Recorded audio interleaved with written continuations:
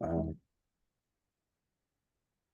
I was going to talk about a few things that I've found a lot of value out of lately that have shortcutted my time a lot.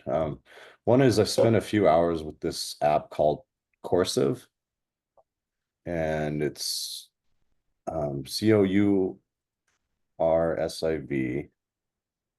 It's a Uh, good app. it's yeah, that one right there. And it showed me how to do better prompt engineering on ChatGPT and Grok. So that has massively improved a lot of what I'm receiving out of that. Uh, and then I went to the Working Genius. I've told Angela about the Working Genius, but I wanted to share it with you guys too. So we've really leaned into this more. The first time I ever did a personality test was with United Airlines, and we had a room full of like, I don't know, 60 or 70 people. I thought it was kind of dumb. And we broke up into groups and everybody had to separate to their corners. And I came in D for dominant, or D. I keep thinking D bag, which I guess I can be sometimes, right? But so I'm a D, and we had to sit there and like write up all our personalities on a big board, and then compare groups and tell each other about ourselves and like start to figure out how we fit in.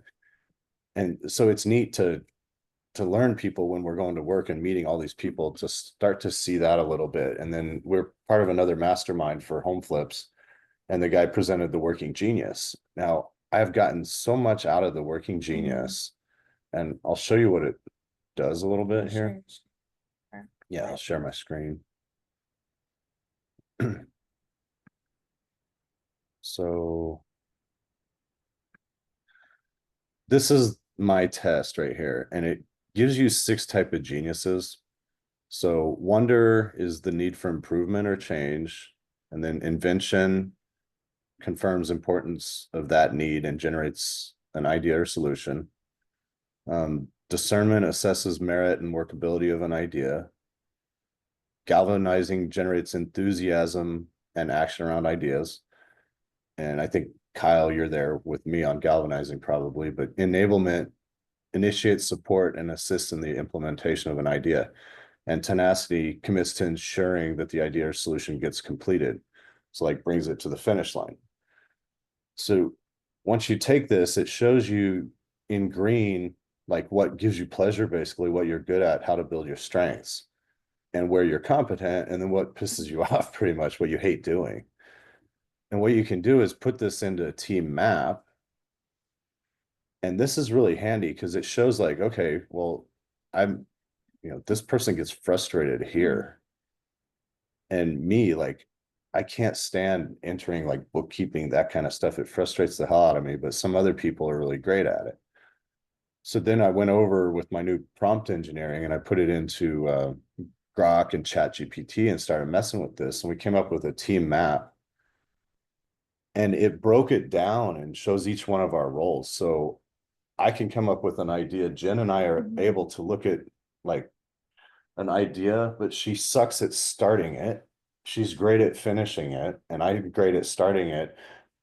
Right here, we're lacking in discernment and invention. So it means that our weaknesses are assesses merit and workability of ideas. We may come up with some dumb ideas we execute because we don't have anybody saying, hey, that might not be a good idea. And then invention generates ideas or solutions. So like novel ideas, I'm not good at doing. I'm good at copying other people or seeing when something's wrong, but I'm not like a pioneer.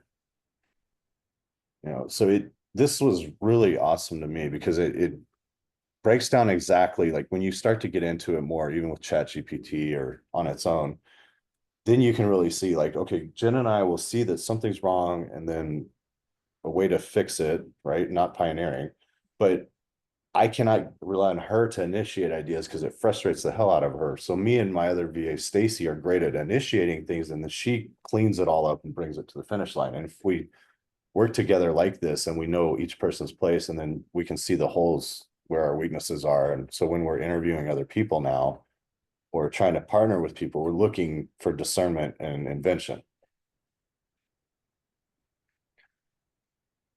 So this concept of entrepreneur versus operator. Yeah, I generate, it's very, very common in our relationship, and this is why Josie and I are equally yoked. Um, uh, I generate more ideas than my operators can execute. I'm constantly generating new ideas all the time.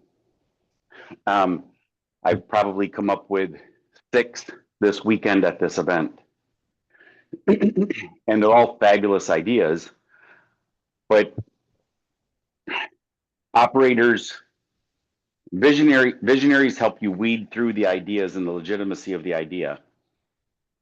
Operators execute on the ideas that between the entrepreneur and the visionary can determine whether or not you can actually get down the road. And so it's very important when you are an entrepreneur to try in your best capability to fully document what your idea is, because today may not be, but tomorrow may be the day you execute that idea. So, and as entrepreneurs, we commonly create ideas, and then not too far down the road, because our brain fills with too many other ideas, we forget the good ones that we thought of several days ago and the details of those ideas. So it's very important that you document. I like using Microsoft OneNote because I can keep my ideas isolated and then keep the collections of notes that I take in those ideas within the idea itself, in pages of the idea. But then at some point we can come back and say, okay, what else can we do today? And we can go back to the ideas list and generate something new. So, but yeah, idea generators / entrepreneurs and operators are so critical in the business. mhm. And the entrepreneur sets the vision and the mission and the thought process and go on down the road. And the operators are the ones who take that and execute. So same kind of perspective. Yeah, exactly. Thanks for that. Kyle, you have good stuff to say. So back to the whole spirit of ACT too, we wanted to provide consistency and maybe some homework, which we started or whatever. But another thing I've found really valuable lately is Alex Hormozy. I don't know if anybody follows him, but they have a cool scaling roadmap and some free materials. You can find them on LinkedIn or just Google him. And it shows you kind of where you are in your business and what levers to pull. It's a teaser for his in-person workshop, but you can still get a lot of value out of what he has to say. And one thing that they say to implement is your daily 100s, which is 100 minutes of marketing each day. So I found that a little bit more practical for me right now. Phil says use 85% of your time marketing. I feel like there's too much of a mess with a startup business to actually spend 85% of my time marketing. So we're trying to add in more consistency with marketing, which we've been doing with systems, but now for our personal accountability as well. But so where's everybody at with that?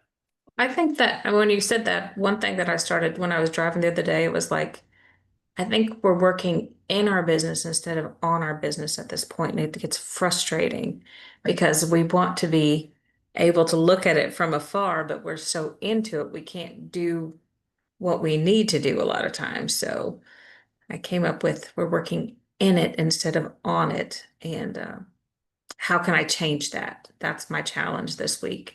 How can I change it to structuring where I can spend all that time marketing and do a better job? I feel like you constantly have to reevaluate just to make sure your focus is in the correct place. Otherwise, everything becomes a distraction. So I can give you those 3 tidbits if you want 3 more tidbits. Yeah.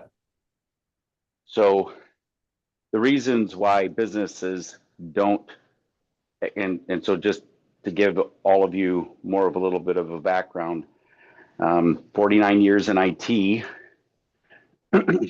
and after 30 years of owning a managed IT services company, and now getting into real estate, in between that 30 years and today, I've been I opened up a consulting business doing what's called operational maturity consulting, and I'm also a fractional CTO. What operational maturity is exactly this problem you've described. It's in order to be a business owner, you either take two different roles in your business. You're the person who is building your business, or you're the person who's executing your business. And in order for you to get beyond the execution stage and into the building stage, you have to get your brain out of your brain and into a process model that other people can execute on behalf of your brain. If it requires a brain to do a task, your business will stifle.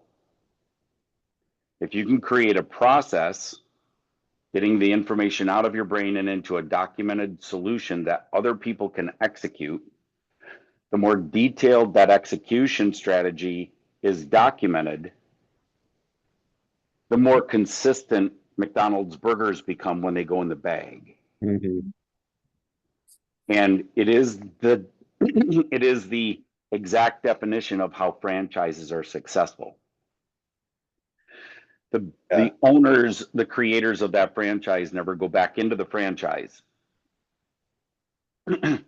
They've created a documentation flow for the execution of a franchise. Yeah. And in businesses, when we want to expand that business and replicate our capabilities, we have to, we document it, we teach people how to do it, and then those people teach other people how to do it so that they can grow in their business and become the next level of person in the company. Yeah. So that's part of the key to scaling is teachable and repeatable. correct. And it is doable to teach somebody how to do something and let them go ahead and do it.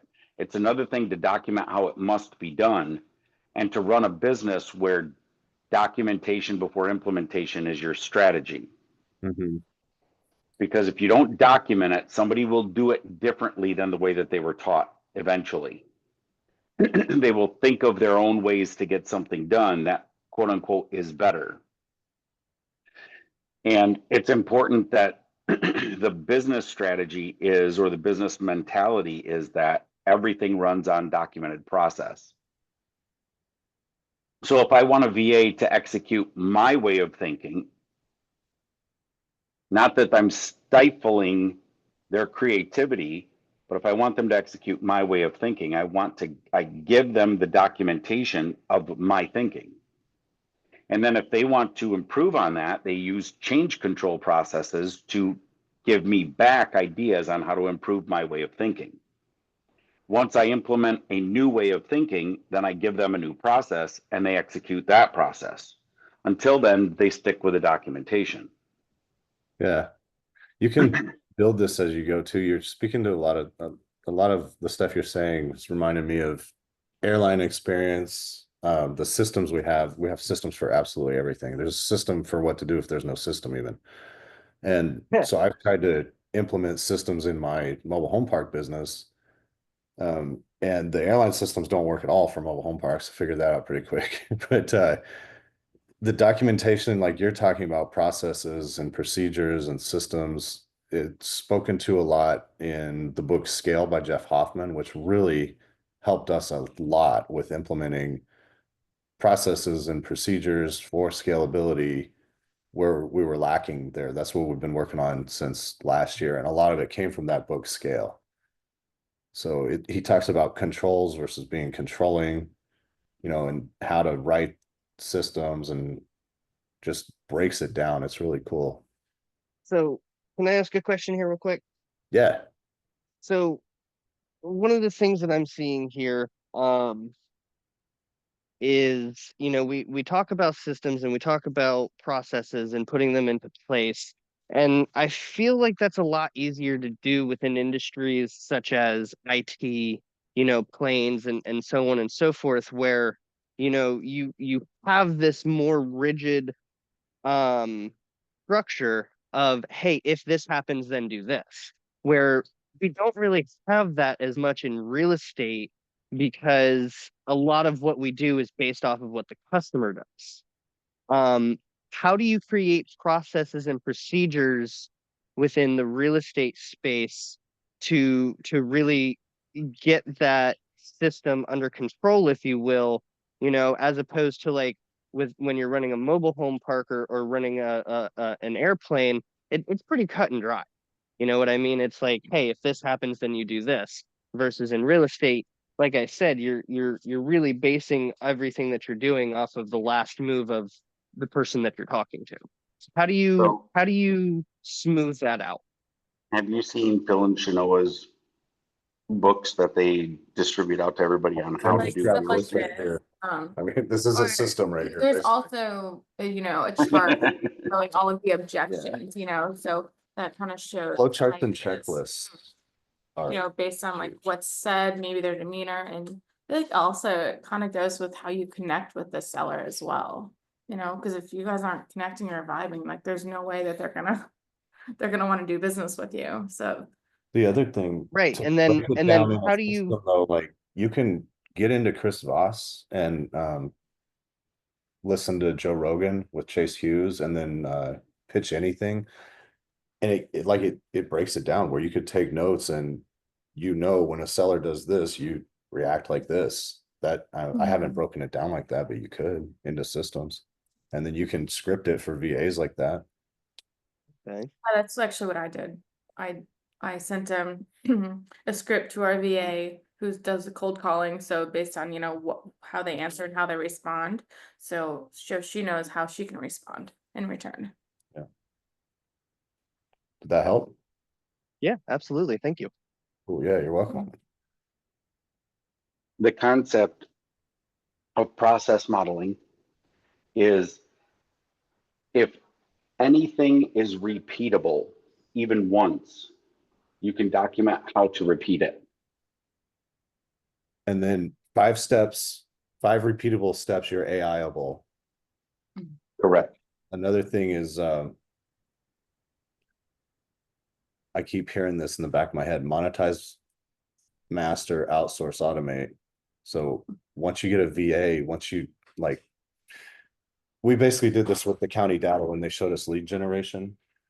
Is we learned how to pull it and then we outsourced it by teaching a VA and then we found automation for it. So if you can keep following that process of monetize, master, outsource, automate, that also keeps pulling you out of the process and it builds a business. It helps to build business. Can you rate that in chat for me? This is recorded too, yeah, but I'll do that. Perfect. Yeah, I can write. And I think I've heard Elon Musk say that. Do you know the order?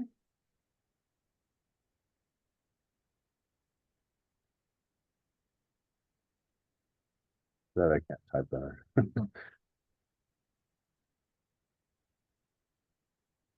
And then 5 steps, 5 repeatable steps means you're AI-able.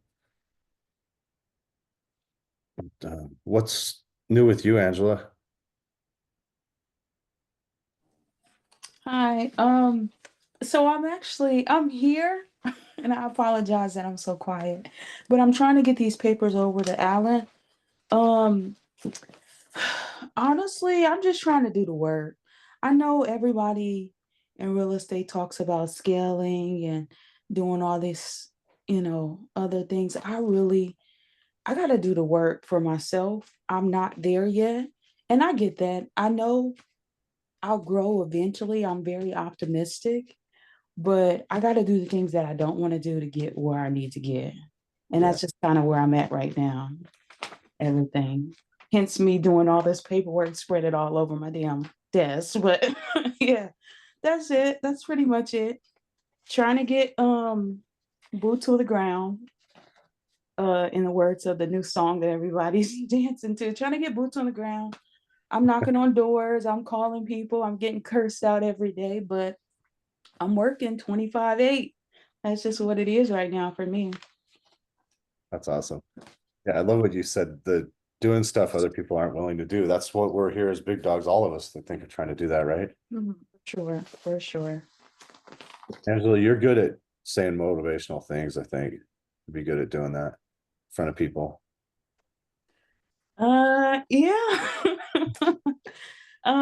Sometimes it comes off in a negative light. So I think it's important for the person to be open to like hearing, because sometimes it's like talking to a brick wall. A lot of these things we know, but we just kind of need to hear again and maybe again and again. And for some people, it's just like, I know this shit. Why are you constantly telling me? Because you're not doing it. That's why I'm telling you again. So yeah, I accept that, and I believe that as well. But hopefully the person who I'm saying it to believes it as well. I can totally relate. And I've had that frustration too, where I'll tell somebody something and then it doesn't happen. And I had to learn myself. I heard Phil saying, you can't hear it one time. You got to hear it 1, 3, 5, 7, 20 times. And really, 50 sometimes. I realized that's how I learned too. So, And for most of us, this is new, I do agree, like once you do something once, you can implement it again, but sometimes we don't know if this one time is going to work. Yeah. So, and sometimes we get lucky. I would say like this thing that I'm working on now, I got lucky. I was so frustrated. I'm like, damn, I haven't been talking to people. Like, I'm like, okay, I'm gonna go take a walk. Um, and me taking a walk, I'm just going by, like taking pictures of ugly houses. I'm in my app, and I just call the lady, and she's like, huh, well, the house was gifted to me, so I don't really know what's going on. What are my Whoa. options? And I'm like, okay, let's go. Like, so sometimes, like frustration and you're back against the wall is the place where we have the fight or flight like drawn to us. And at this point with this, I'm ready to fight every battle I have to. I'm like in fight. Well, I keep my armor on because I'm like always fighting. I'm not gonna run at this point. So just I would encourage people to figure out new ways that could work. Try it. You might get lucky, you might not, but just don't give up. Don't stop knocking on doors, don't stop calling, don't stop harassing people who you know, or oh, I'm thinking about it. Well, let me see if you're motivated now. It's been a month, you know. What's going on with everything, and eventually something's going to stick. Have you seen that girl lately? She's talking about winning Miss America. How many times she failed before she succeeded?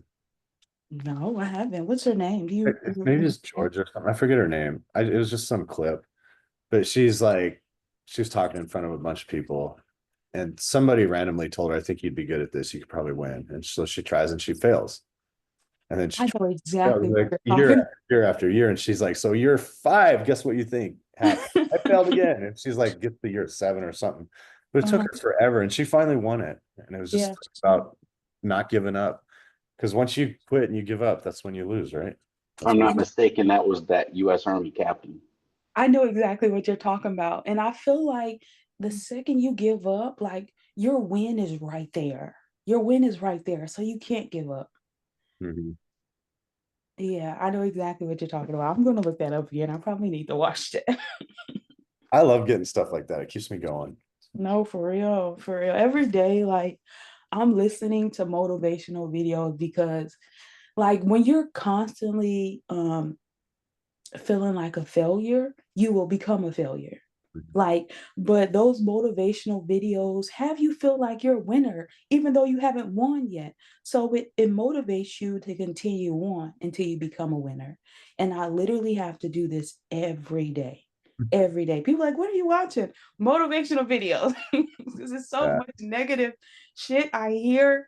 every day. No, I don't want to sell my house. Stop calling me. You've called me 7 times in the last 2 months. Well, I'm going to call you again till you Yeah. block me. So You should have Yeah. heard the names this guy was calling me. I was demoing with a friend, showing him some stuff, and this guy's like, "Oh, yeah, the stuff he was saying to me." I'm laughing at the guy. What else are you gonna do, right? as long as you continue to read my text messages, I'm going to continue to text you. And I love There you like go. modern technology because as long as you're reading, I know I have your attention. So yeah. Well, cool, guys. It's 9 o'clock. Have a kick-ass week. Invite all your friends and let's see if we can put some together. Cool ACT meetings. Keep it going every Monday. Have a great week, everyone. All right. You guys. Thanks. Yeah. See you guys. Good to see everybody.